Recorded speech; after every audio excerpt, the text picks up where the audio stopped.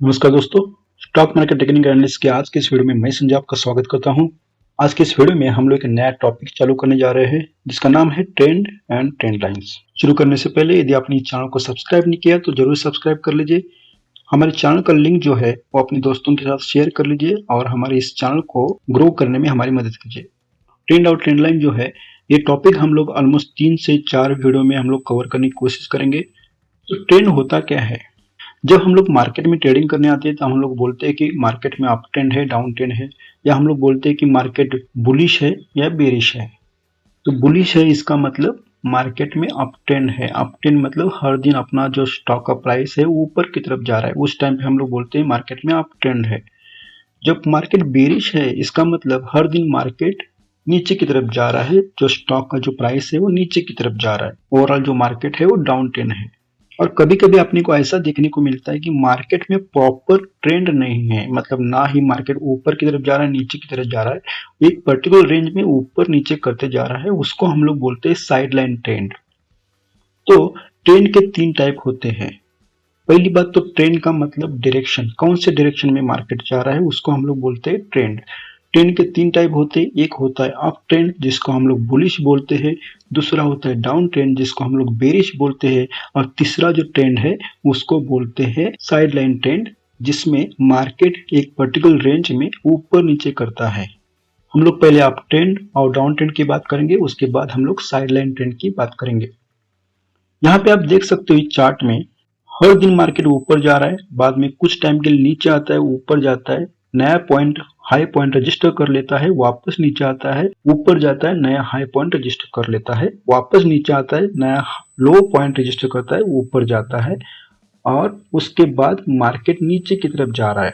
तो आप यहाँ पे देख सकते हैं जो नए नए स्विंग पॉइंट्स बने उसमें से ऊपर वाले जो स्विंग पॉइंट्स है और नीचे वाले स्विंग पॉइंट्स है उनको आप देखेंगे तो ऊपर वाले स्विंग पॉइंट्स, हर कोई स्विंग पॉइंट्स पिछले स्विंग पॉइंट्स के ऊपर है, ठीक है। वैसे नीचे वाले जो स्विंग पॉइंट्स है, ये जो 3 स्विंग पॉइंट्स है प्रीवियस स्विंग पॉइंट के ऊपर है, और इसलिए ऊपर वाले जो स्विंग पॉइंट्स है उनको बोलते हैं हायर हाई, और नीचे वाले जो स्विंग पॉइंट्स है उनको बोलते हैं हायर लो, मतलब लो पॉइंट्स है मगर प्रीवियस लो से हाई है, इसलिए हायर बोलते हैं, हायर लो बोलते हैं।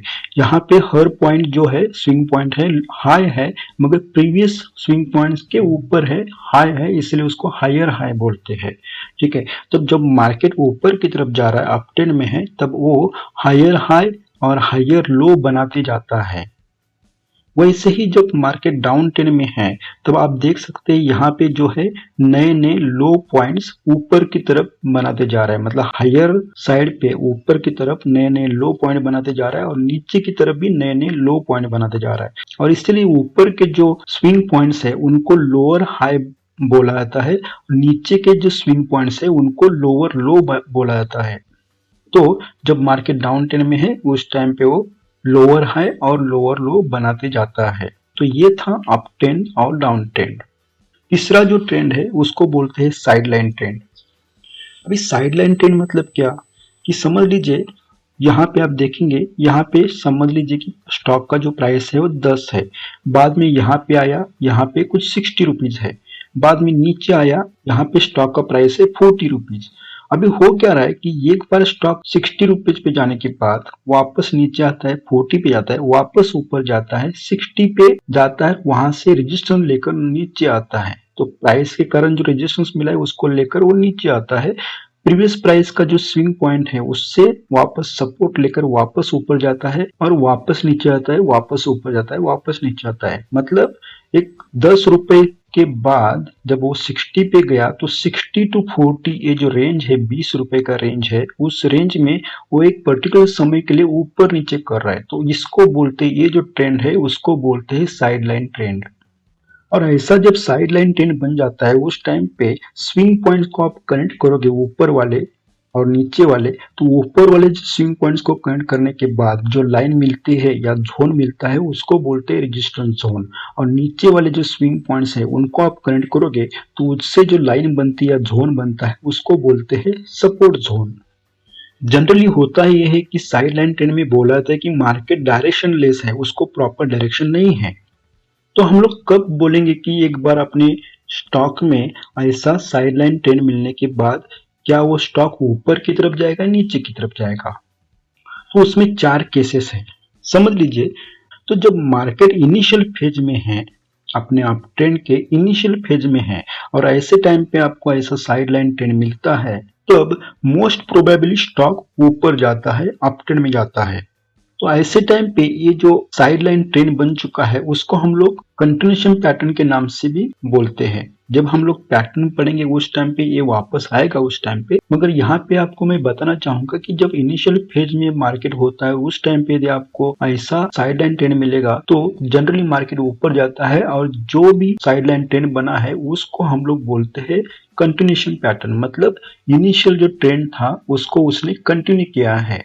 अभी समझ लीजिए कि मार्केट डाउन ट्रेंड में है, मार्केट डाउन ट्रेंड में है मगर वो इनिशियल फेज में है और ऐसे टाइम पे यदि आपको ऐसा साइडलाइन ट्रेंड मिलेगा तो मार्केट नीचे की तरफ जाने के चांसेस है।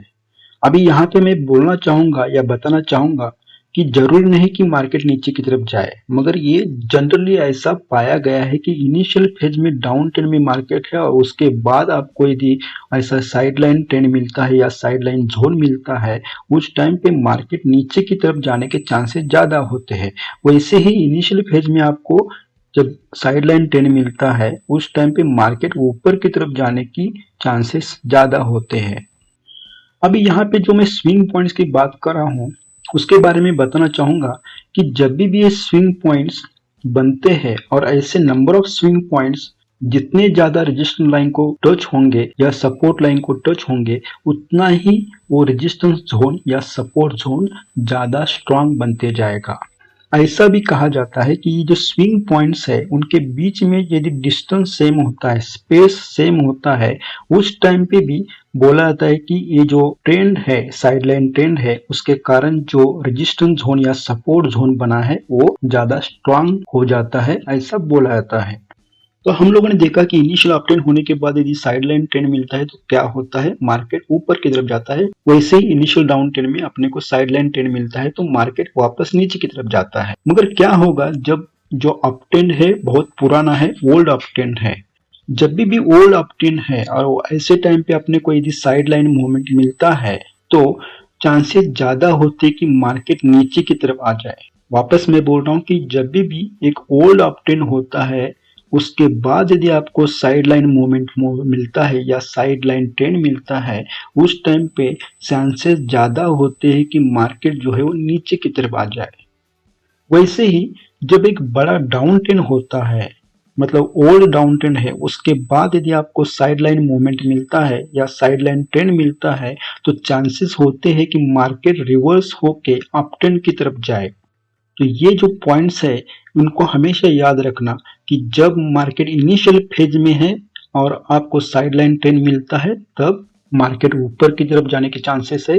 जब इनिशियल फेज के डाउन ट्रेंड में है और जब अपने को ऐसा साइडलाइन ट्रेंड मिलेगा तब मार्केट वापस जो डाउन ट्रेंड है उसको कंटिन्यू करने के चांसेस होते हैं। और जब कोई भी ओल्ड अपट्रेंड होगा और ऐसे टाइम पे अपने को साइड लाइन वेव मिलते हैं, साइड लाइन ट्रेंड मिलता है, उस टाइम पे मार्केट रिवर्स होने के चांसेस है। और ऐसा जब पैटर्न बन जाता है इसको हम लोग बोलते हैं रिवर्सल पैटर्न। जो प्रीवियस ट्रेंड है उसको रिवर्स किया, इसलिए ऐसे पैटर्न को हम लोग रिवर्सल पैटर्न बोलते हैं। यहाँ पे देखिए डाउन ट्रेंड था, उसको साइड लाइन ट्रेंड ने रिवर्स किया और इसीलिए ये जो पैटर्न बन चुका है उसको हम लोग बोलते हैं रिवर्सल पैटर्न। तो अब हम अप ट्रेंड और डाउन ट्रेंड की बात करेंगे। तो मैंने आपको बताया कि ट्रेंड जो होता है उसका मतलब होता है डायरेक्शन। अब हम लोग देखेंगे कि ट्रेंड लाइन होता क्या है।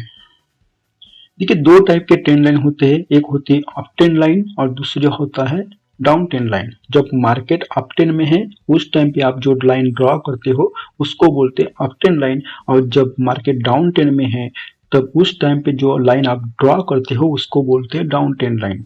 तो अप ट्रेंड लाइन कैसे निकालेंगे?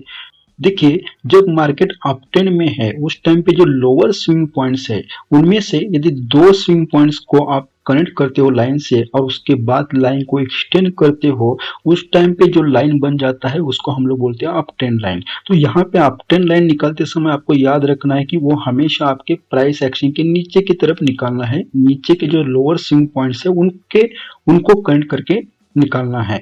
वैसे डाउन ट्रेंड में आप जब दो स्विंग पॉइंट्स है, मगर यहाँ पे ऊपर के स्विंग पॉइंट्स है, उनको कनेक्ट करके जब लाइन खींचते हो, एक्सटेंड करते हो, उस टाइम पे जो लाइन बन जाता है उसको हम लोग बोलते हैं डाउन ट्रेंड लाइन।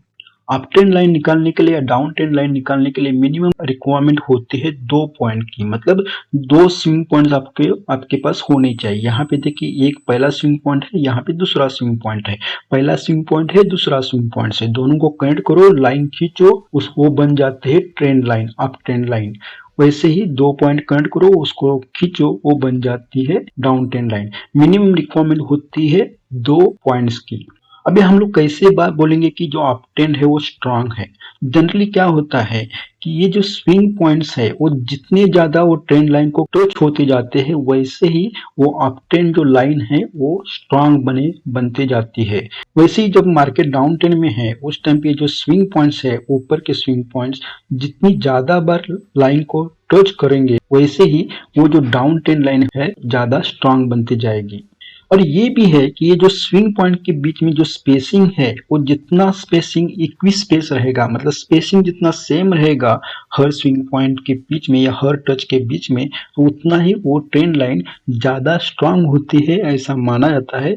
वैसे ही डाउन ट्रेंड में जितने जो स्विंग पॉइंट्स टचेस है, स्विंग पॉइंट जहाँ पे टच किया डाउन ट्रेंड लाइन को, उनके बीच में जो स्पेस है, मतलब ये स्पेस और ये स्पेस जितना सेम रहेगा, इक्वी स्पेस रहेगा, उस टाइम पे बोला जाता है कि जो डाउन ट्रेंड लाइन है वो ज्यादा स्ट्रांग है। तो एक बार ट्रेंड लाइन बन गई तो तब तक रहेगी जब तक वो ट्रेंड लाइन को प्राइस ब्रेक नहीं करती। यहाँ पे देखिए, ये जो अप ट्रेंड लाइन है वो इंटैक्ट है जब तक उसको इस जगह पे प्राइस ने ब्रेक नहीं किया। तो मैं बोल सकता हूँ कि यहाँ पे आकर प्राइस ने ये जो ट्रेंड लाइन है उसको ब्रेक किया, इसको हम लोग बोलते हैं ट्रेंड लाइन ब्रेकआउट। वैसे ही यहाँ पे जब हम लोग डाउन ट्रेंड में है और समझ लीजिए कि यहाँ पे स्टॉक ने या जो प्राइस एक्शन है उसने ये ट्रेंड लाइन को ब्रेक किया और ऊपर की तरफ गया, तो उसको हम लोग बोलते हैं डाउन ट्रेंड लाइन का ब्रेकआउट हुआ है करके।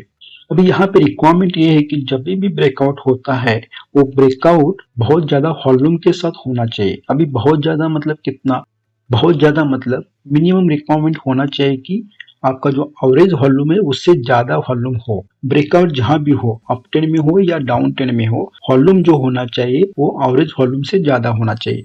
हम लोगों ने जो ट्रेंड के टाइप देखे, अप ट्रेंड, डाउन ट्रेंड या साइड लाइन ट्रेंड, वो बेस्ड ऑन द डायरेक्शन के ऊपर देखे। मगर हम लोग जब टाइम फ्रेम की बात करते हैं तब उसको हम लोग 3 कैटेगरी में क्लासिफाई करते हैं। One is long term trend, दूसरा है इंटरमीडिएट ट्रेंड और तीसरा है शॉर्ट टर्म ट्रेंड। अभी लॉन्ग टर्म ट्रेंड मतलब क्या है? लॉन्ग टर्म ट्रेंड मतलब जनरली जो ट्रेंड 1 साल से ऊपर सस्टेन होता है, ऐसे ट्रेंड को बोलते हैं लॉन्ग टर्म ट्रेंड। जो ट्रेंड 1 से 3 महीने तक रहता है उसको हम लोग बोलते हैं इंटरमीडिएट ट्रेंड, और जो ट्रेंड 1 महीने से कम पीरियड का होता है उसको हम लोग बोलते हैं शॉर्ट टर्म ट्रेंड। तो आपको कौन सा ट्रेंड देखना है? लॉन्ग टर्म ट्रेंड देखना है, इंटरमीडिएट ट्रेंड देखना है या शॉर्ट टर्म ट्रेंड देखना है? वो आपका जो ट्रेडिंग बिहेवियर है, आप लॉन्ग टर्म के लिए मार्केट में है या आप इंट्राडे कर रहे हैं या पोजिशनल कॉल ले रहे हैं, आप स्विंग ट्रेडर है, उसके हिसाब से आपको डिसाइड करना है। तो ट्रेंड लाइन के ऊपर हम लोग कुछ एग्जांपल देखेंगे। यहाँ पे मैंने ऑलरेडी मार्कअप करके रखा है कुछ एग्जांपल में, तो उनका उससे थोड़ा सा आपको आइडिया आएगा। यहाँ पे आप देख सकते हो, यहाँ जो मार्केट है वो ऊपर की तरफ जा रहा है, एक अच्छा खासा अप ट्रेंड है। ये जो अप ट्रेंड है उसका इंटेंसिटी देखो, उसका स्पीड देखो।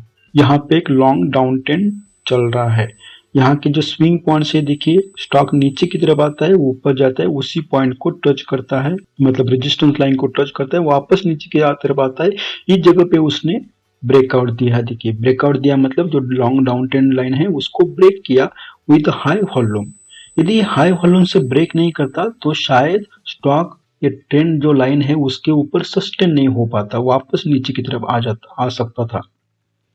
और इसीलिए जब भी ब्रेकआउट होता है, किसी भी ट्रेंड लाइन का ब्रेकआउट होता है, उस टाइम पे उसका जो एसोसिएटेड वॉल्यूम होता है वो ज्यादा होना चाहिए। ये रिक्वायरमेंट है, इंपॉर्टेंट रिक्वायरमेंट है, इसको याद रखिए। उसके बाद देखिए एक नया ट्रेंड है, अप ट्रेंड है। अभी यहाँ पे मैं बताना चाहूंगा कि एक लॉन्ग टर्म अप ट्रेंड है, उसमें आप देखोगे तो उसमें अंदर छोटे छोटे ट्रेंड बन चुके हैं, शॉर्ट टर्म ट्रेंड या इंटरमीडिएट ट्रेंड बन चुके हैं। ये जो वीकली चार्ट है ये ऑलमोस्ट 3 से 4 साल का कंप्लीटली अप ट्रेंड है। यहाँ पे देखिए ये जो लॉन्ग टर्म अप ट्रेंड है वो ऑलमोस्ट 3 से 4 साल का है। तो यहाँ पे अंदर जो है वो इंटरमीडिएट ट्रेंड बन चुके हैं within the trend. So within the long term trend there are intermediate trend. तो ये एक ट्रेंड अप ट्रेंड है, एक डाउन ट्रेंड है, ये वापस एक अप ट्रेंड है, एक डाउन ट्रेंड है, एक वापस अप ट्रेंड है, डाउन ट्रेंड है। So within the trend there are trends. यहाँ पे देखिए ओवरऑल जो लॉन्ग टर्म अप ट्रेंड है उसको यहाँ पे ब्रेक किया गया प्राइस ने विथ वेरी हाई वॉल्यूम। तो ब्रेक जो सेलिंग वॉल्यूम है यहाँ पे बहुत ज्यादा है और उसके बाद स्टॉक नीचे की तरफ आया, वॉल्यूम ज्यादा था इसलिए ब्रेक करने के बाद वो नीचे की तरफ गया। ठीक है, यदि वॉल्यूम कम होता तो शायद वापस वो ऊपर जा सकता था। अभी मैं एक बात बताना भूल गया कि जब भी आपको दिखे अभी ये ट्रेंड लाइन मुझे निकालना है तो मैं क्या करूंगा। पहला पॉइंट ऊपर गया, एक स्विंग बना, वापस नीचे आके उसने लोअर पॉइंट पे लोअर साइड पे मुझे स्विंग पॉइंट दिया। तो मैं ये 2 पॉइंट कनेक्ट करके आगे की तरफ लाइन लेता हूँ, एक्सटेंड कर देता हूँ। उसके बाद प्राइस जो है उस ट्रेंड लाइन को रिस्पेक्ट करते नजर आ रहा है। मतलब ये जो ट्रेंड लाइन बन चुकी है वो इस पर्टिकुलर जोन में सपोर्ट का काम कर रहे हैं, प्राइस को सपोर्ट देने का काम कर रहे हैं। वैसे ही इस पर्टिकुलर जोन में आप देखोगे तो जो ट्रेंड लाइन बन चुकी है वो प्राइस के लिए रेजिस्टेंस बन चुकी है। तो यहाँ पे हम लोग जब ट्रेंड लाइन निकालते हैं वो ट्रेंड लाइन आपके प्राइस एक्शन को सपोर्ट और रेजिस्टेंस का काम करती है। यहाँ पे देखिए मुझे यहाँ पे एक दो स्विंग पॉइंट्स मिले, उसके बाद मैंने लाइन खींची, उसके बाद प्राइस जो है ट्रेंड लाइन उसका सपोर्ट लेते हुए नजर आ रही है। यहाँ पे उसने वो जो सपोर्ट है उसको ब्रेक किया, उसके बाद स्टॉक वापस ऊपर नहीं गया। देखिए वैसे डाउन ट्रेंड लाइन, अभी यहाँ पे मैंने 2 डाउन ट्रेंड लाइन निकाले हैं। जरूरी नहीं कि डाउन ट्रेंड में केवल एक ही ट्रेंड लाइन हो, आपके पास मल्टीपल ट्रेंड लाइन हो सकती है। आपको करना क्या है कि 2 पॉइंट कनेक्ट करने, यहाँ पे एक पॉइंट मिला, दूसरा पॉइंट मिला, 2 पॉइंट को कनेक्ट करके लाइन मारा और उस लाइन को मैंने एक्सटेंड किया। आगे जाकर आप देख सकते हैं उसी लाइन को प्राइस ने रिस्पेक्ट किया है। बाद में मुझे यहाँ दूसरे जो 2 हाई पॉइंट मिल रहे उनको कनेक्ट करके जब मैं लाइन मारता हूँ तब आपको एक समझ में आता है कि ये जो पहली वाली डाउन ट्रेंड लाइन है उसको ब्रेक करने के बाद स्टॉक ने सेकंड जो डाउन ट्रेंड लाइन है उसका रेजिस्टेंस लिया और स्टॉक वापस नीचे की तरफ आया। ये जो रेड जो मैंने आरो लगा है उस जगह पे आपका ट्रेंड लाइन जो है प्राइस को रेजिस्टेंस देने का काम कर रहा है। तो trend lines works as a support in the up trend and resistance in the down trend. या अप ट्रेंड है उस टाइम पे वो सपोर्ट का काम कर रहा है, जब डाउन ट्रेंड है उस टाइम पे वो रेजिस्टेंस का काम कर रहा है। मैं आपको थोड़े एग्जाम्पल ज़्यादा दिखा रहा हूँ क्योंकि आप यदि नए हो तो आपको थोड़ा फील आ जाए, आपको समझ में आ जाएगी कैसे होता है ओवरऑल ट्रेंड जो लाइन निकालते हैं ट्रेंड होता है कैसे होता है, उसके बारे में थोड़ा सा ज़्यादा इन्फॉर्मेशन मिले। यदि आपको लगता है कि आपने सब कुछ पढ़ चुका है या आपको मालूम है तो आपको ये वीडियो देखने की जरूरत नहीं है। वैसे यहाँ पे देखिए ओवरऑल जो ट्रेंड है वो अप ट्रेंड में है। मैं यहाँ पे देखता हूँ तो ओवरऑल जो ट्रेंड है यहाँ से तो कम से कम अप ट्रेंड में है। यहाँ देखिए एक अप ट्रेंड था, उसके बाद मुझे डाउन ट्रेंड मिला। ये जो डाउन ट्रेंड लाइन है उसको यदि आप एक्सटेंड करोगे तो उस टाइम पे आपको यहाँ पे कुछ तो ब्रेकआउट मिलेगा। मतलब ये जो ट्रेंड लाइन है उसको ब्रेकआउट करके वापस स्टॉक ऊपर की तरफ गया, ब्रेकआउट हुआ वापस स्टॉक ऊपर की तरफ गया। यहाँ पे मुझे 2 स्विंग पॉइंट्स मिले, उनको मैंने कनेक्ट किया, आगे गया तो ये ट्रेंड लाइन को यहाँ पे ब्रेक किया गया। ये इतना अच्छा ट्रेंड लाइन नहीं है वैसे, क्योंकि 2 पॉइंट कनेक्ट किया उसके बाद तीसरा पॉइंट मुझे मिला ही नहीं इस जगह पे। उसके बाद स्टॉक नीचे की तरफ आया, एक नया लो पॉइंट रजिस्टर किया, वापस ऊपर गया, नया लो पॉइंट रजिस्टर किया। इसको मैं कनेक्ट करता हूँ तो ये जो है वो ट्रेंड लाइन का काम कर रहा है। वापस देखिए प्राइस ऊपर जाकर नीचे आता है और ये जो ट्रेंड लाइन है उसको उसका सपोर्ट लेकर वापस ऊपर की तरफ जा रहा है। यहाँ देखिए ट्रेंड लाइन मुझे मिला, वापस स्टॉक नीचे की तरफ आया, इस जगह पे ट्रेंड लाइन को ब्रेक किया, ऊपर गया और यहाँ पे एक छोटा सा डाउन ट्रेंड मुझे मिल रहा है। अब पूरे चार्ट में देखोगे तो स्टॉक जो है ऊपर की तरफ गया है। इस जगह से आप देखते हो इस जगह तक तो आपको समझ में आएगा कि स्टॉक ओवरऑल जो ट्रेंड है वो अप ट्रेंड में है। तो मैंने यहाँ पे कोशिश की है एक लाइन मारने की। यहाँ पे आप देखेंगे तो यहाँ ये पॉइंट और दूसरा पॉइंट कनेक्ट करके मैं लाइन मारता हूँ तो आपको यहाँ पे ये जो स्टॉक का प्राइस है वो इस ट्रेंड लाइन का सपोर्ट लेते हुए नजर आता है। तो ये जो ओवरऑल जो ट्रेंड है बहुत बड़ा लॉन्ग अप ट्रेंड है, उसके अंदर आपको छोटे छोटे ट्रेंड्स मिल रहे हैं। यहाँ पे देखिए एक अच्छा खासा अप ट्रेंड है। यहाँ पे यदि मैं 2 लाइन टच करता तो मुझे एक ट्रेंड लाइन मिल जाता, और यहाँ पे मैं यदि ट्रेंड लाइन निकालता तो आपको समझ में आएगा एक दो तीसरा पॉइंट उसको टच करता और यहाँ पे जाके ये भी पॉइंट टच करता। इसके बाद देखिए यहाँ डाउन ट्रेंड है, तो मैंने 2 पॉइंट कनेक्ट किया, उसको खींचा आगे की जगह पे, मेरा प्राइस जो है वो ट्रेंड लाइन का रेजिस्टेंस लेकर नीचे की तरफ आते हुए नजर आता है। उसके बाद यहाँ पे नीचे की तरफ आया, यदि मैं ट्रेंड लाइन को ऐसा ही आगे खींच लेता तो यहाँ पे वो डाउन ट्रेंड लाइन को ब्रेक करते दिखे। यहाँ पे जब डाउन ट्रेंड लाइन को ब्रेक किया तो नया हाई बनाया, वापस नीचे की तरफ आया, उसके पहले ही इस जगह पे उसने मुझे एक ट्रेंड लाइन बना दिया था, तो मैंने कनेक्ट किया, आगे खींचा, तो ये जो स्विंग्स बने हैं वो नीचे की तरफ जब आता है, ये जो प्राइस स्टॉक का प्राइस, उस टाइम पे वापस ये जो ट्रेंड लाइन है उसका सपोर्ट लेके ऊपर की तरफ जा रहा है। यहाँ पे वापस नीचे की तरफ आके ये देखिए प्राइस जो एक्शन है वो एक्यूमुलेट हो रहा है, मतलब जो प्राइस का कैंडल है बिल्टअप हो रहा है अलॉन्ग द सपोर्ट लाइन। आप यहाँ पे देखोगे तो 2 पॉइंट मैंने कनेक्ट किया, लाइन खींच लिया, एक्सटेंड किया, उसके बाद प्राइस जो है वो बार बार उस लाइन को रिस्पेक्ट कर रहा है, उसका सपोर्ट लेकर ऊपर की तरफ जाते हुए नजर आ रहा है।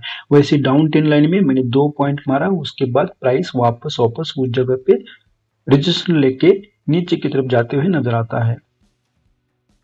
अभी यहाँ पे आप देखोगे, यहाँ पे जब ट्रेंड लाइन को ब्रेक किया नीचे की तरफ और स्टॉक वापस ऊपर जाने लगा, उस टाइम पे ये जो ट्रेंड लाइन है वो उसको रेजिस्टेंस प्रोवाइड करते हैं। पहले वो सपोर्ट बनी थी, यहाँ पे वापस वो रेजिस्टेंस दे रहे। तो हम लोगों ने जब सपोर्ट और रेजिस्टेंस देखे थे उस टाइम पे जैसे ही प्राइस एक्शन है हॉरिजॉन्टल लेवल पे, जैसे प्राइस एक बार सपोर्ट दिया तो नेक्स्ट टाइम पे वो रेजिस्टेंस का काम करती है, वैसे ही यहाँ पे सपोर्ट रेजिस्टेंस में कन्वर्ट हो जाता है या रेजिस्टेंस सपोर्ट में कन्वर्ट हो जाता है।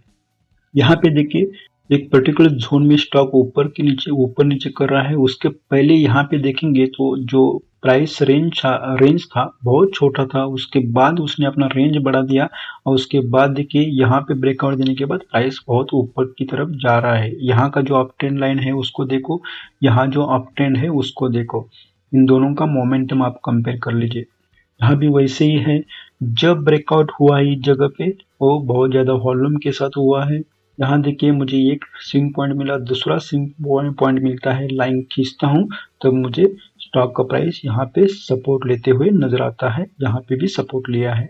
यहाँ पे देखिए वही सेम कंसोलिडेशन एरिया है, इस जगह पे जनरली इन्वेस्टर जो लोग होते हैं मार्केट में एंट्री मारते हैं, उसके बाद स्टॉक बहुत ज्यादा अप ट्रेंड में है, मगर ये जो गैप अप मूवमेंट है ऐसे मूवमेंट में आपको स्टॉक को बाय करने के चांसेस नहीं मिलते। ऐसे स्टॉक से हमेशा आपको दूर रहना चाहिए, जिस स्पीड से ऊपर गया है उसी स्पीड से वो नीचे की तरफ आया हुआ है। यहाँ देखिए एक कंसोलिडेशन जोन है, पर्टिकुलर रेंज बाउंड स्टॉक है इस पर्टिकुलर एरिया में, उसके बाद ये यहाँ पे उसने हाई वॉल्यूम के साथ जो चैनल का जो अपर लाइन है या रेजिस्टेंस जोन है उसको ब्रेक किया है, उसके बाद स्टॉक ऊपर की तरफ गया। यहाँ पे मुझे पहला पॉइंट मिला, दूसरा पॉइंट मिला, उसको करंट आगे लेता हूँ तो यहाँ पे प्राइस जो है वो ट्रेंड लाइन जो है उसको रिस्पेक्ट करते हुए नजर आता है। यहाँ पे मैंने लिखा है कि during consolidation the volumes are almost nil. तो जनरली होता है कि जब कंसोलिडेशन होता है उस टाइम पे मार्केट पार्टिसिपेशन बहुत कम होता है, लोग उस स्टॉक को बाय करते नहीं है ज्यादा, या सेलर और बायर ज्यादा उसमें एक्टिव नहीं होते हैं कंसोलिडेशन के टाइम पे। यहाँ पे भी आप देखेंगे तो इस जगह पे कंसोलिडेशन जोन है, वहां पे आपको वॉल्यूम बहुत कम मिल रहा है। जहां पे ब्रेकआउट दिया उस टाइम पे वॉल्यूम बढ़ गया, यहाँ पे ब्रेकआउट दिया, सक्सेसफुल ब्रेकआउट दिया वॉल्यूम के साथ, उसके बाद स्टॉक ऊपर की तरफ गया। यहाँ पे देखिए अप ट्रेंड है ओवरऑल, मगर within the up trend there are multiple up trends and down trends. यहाँ पे देखिए ये जो अप ट्रेंड है और ये अप ट्रेंड है, उनका जो मोमेंटम है उसको देख लीजिए। जो टोटल डाउन ट्रेंड है उसमें मैंने 2 डाउन ट्रेंड लाइन निकाली है, वापस एक अप ट्रेंड लाइन है। यहाँ पे देखिए ओवरऑल जो ट्रेंड है वो अप ट्रेंड की तरफ है, यहाँ पे उसने ब्रेक किया था मगर वापस स्टॉक ऊपर की तरफ गया है। Within the up trend you will find that there are multiple up trends और छोटे छोटे चार्ट्स पैटर्न बने हैं, एक कंसोलिडेशन जोन बना है, वापस एक अप ट्रेंड है, यहाँ पे एक छोटा डाउन ट्रेंड है, छोटा नहीं मतलब बड़ा है वो, उसके बाद यहाँ जो स्पाइक है प्राइस का हुआ है और यहाँ पे स्टॉक वापस ऊपर नीचे करते जा रहा है। Within the long up trend there is a short intermediate trend बनते हुए नजर आते हैं, इंटरमीडिएट डाउन ट्रेंड बनते जा रहे हैं। अप ट्रेंड लाइन निकालते समय आपको क्या देखना चाहिए? कि आपको लोवेस्ट पॉइंट देखना चाहिए, मतलब जो शैडो होता है उसका लोअर शैडो का पॉइंट देखना चाहिए या क्लोजिंग बेसिस पे देखना चाहिए। देखिए, मैंने जब आपको जापानीज कैंडलस्टिक पढ़ाया था उस टाइम पे आपको बोला था कि लोअर जो क्लोजिंग प्राइस होता है वो सबसे इंपॉर्टेंट प्राइस रहता है, और हमेशा कभी भी आप सपोर्ट और रेजिस्टेंस निकालते हो उस टाइम पे हमेशा क्लोजिंग पॉइंट को पकड़ के निकालिए। और इसीलिए आपको जो भी दो स्विंग पॉइंट्स मिलते हैं उनके क्लोजिंग पॉइंट को पकड़ के आप स्ट्रेट लाइन निकाल दीजिए। अब ये जो क्लोजिंग प्राइस है और उसका जो शैडो है उसका जो जोन है वो उसको बोलते हैं हम लोग सपोर्ट जोन या रेजिस्टेंस जोन। जैसे हम लोग प्राइस एक्शन में हॉरिजॉन्टल प्राइस एक्शन में हम लोग जैसे सपोर्ट जोन और रेजिस्टेंस जोन बोलते हैं, वैसे भी यहाँ पे भी जोन होता है। तो आपको क्या करना है कि क्लोजिंग प्राइस पकड़ के ही आपको लाइन मारना है, याद रखिए। कुछ लोग नया नया तरीका बताते रहते हैं अपने कोर्स को बेचने के लिए। मैंने कुछ दिन पहले देखा था कि कुछ लोग अपना जो मार्केट में टर्मिनोलॉजी होते हैं, फॉर एग्जांपल मार्केट कैपिटलाइजेशन क्या होता है, लिमिट ऑर्डर क्या होता है, मार्केट ऑर्डर क्या होता है, स्टॉप लॉस ऑर्डर क्या होता है, ऐसे ऐसे छोटे छोटे टर्मिनोलॉजी जो होते हैं उसको सिखाने के लिए लोग 3-3 4-4 हज़ार रुपए ले रहे हैं। मुझे समझ में नहीं आता कि उसमें ऐसा क्या सीखने जैसा है कि आपको 3 हज़ार या 4 हज़ार पे करना पड़ता है। मैं आपको यहाँ पे एक गारंटी देता हूँ कि जो भी लोग कोर्स करके आते हैं उनको जितना सिखाया जाता है उससे ज्यादा सिखाने की मैं कोशिश करूंगा। Thank you so much for joining me. मिलेंगे नेक्स्ट वीडियो में। धन्यवाद।